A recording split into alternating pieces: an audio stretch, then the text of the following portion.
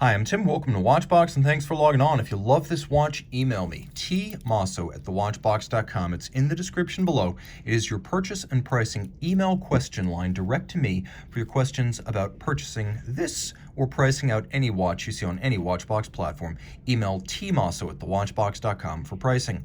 In 2017, Girard-Perregaux revived the Laureato. The original came out in 1975. It was one of the first integrated bracelet, tonneau-style sports watches. And whereas that watch was considered a classic, it was still a quartz timepiece. The modern Laureato, circa 2017, is mechanical. And this is the Laureato Automatic 42 in titanium and rose gold.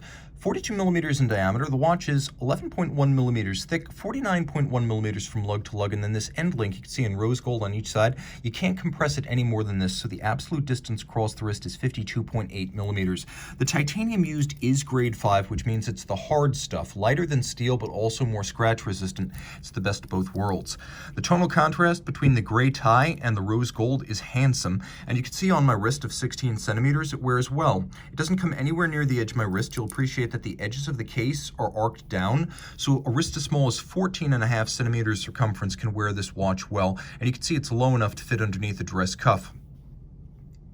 Taking a look at the hardware, you can see that the bracelet is nicely made and it has an integration with the lug hoods, but you can also see that it tapers. And not only do the primary links in titanium taper, but you can see that the internal intermediate links, they neck down in size as the bracelet tapers in width. There is a transitional bevel along the edge of the case that's continued perfectly polished along the flanks of the links. They're actually satinated on their side.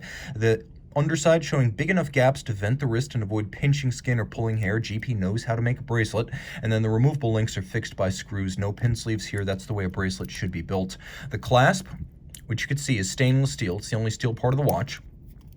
Is a sequential close with double folding action and then twin trigger release so it can't pop open accidentally. The case is handsome. There's that lovely bevel on the side. There's a transverse satin finish on the top, longitudinal satin finish on the flanks, and then we have a rose gold bezel that actually threads into the case. So it's a mechanical fixture like the threaded oyster case back of a Rolex watch, making it structural but also integral to the hermeticity of the watch in the way that, say, the bolted-on bezel of the Royal Oak is not. Screw-down crown in rose gold, 100-meter water resistance. You can see there's actually a round plinth underneath the faceted polygonal bezels. There's a nice contrast between angles and curves there, but also between the polished finish and the circular concentric brushed finish of the bezel. The dial is a lovely medium gray with a pyramide hobnail, so it's not just little peaks. They are actually little pyramids. We have rose gold plated indices, hands, and GP logo, and then we have a gray date disc, and I'll get as close as I can right here. Let me make sure I'm not in the date change danger zone. The movement does have hacking or stop seconds, and you can see that hacking seconds function. What I love about this date disc is first it's gray, which matches the dial, and all date discs should match the dial, but there's a wonderful typeface that's been created just for this disc. Wonderful serifs, open sixes and open nines, and you can see my favorite combination would be 1 and 1 or a 2 and a 2, because all of these numerals are entertaining in their own right. The movement is uncommon for a Girard-Perregaux watch. It's one of the manufacturer's newer movements.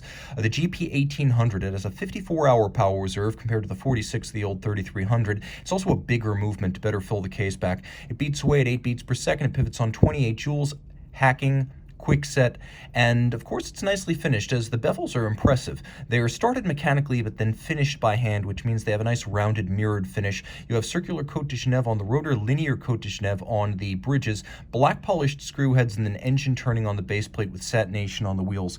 It's a good looking movement, technically proficient, and again, it's bigger than the 3300s and 3100s and also has a longer power reserve by 8 hours. So this watch has the best of everything from GP. Reach out to Team Mosso at thewatchbox.com for purchase and pricing details of this Girard-Perregaux Laureato.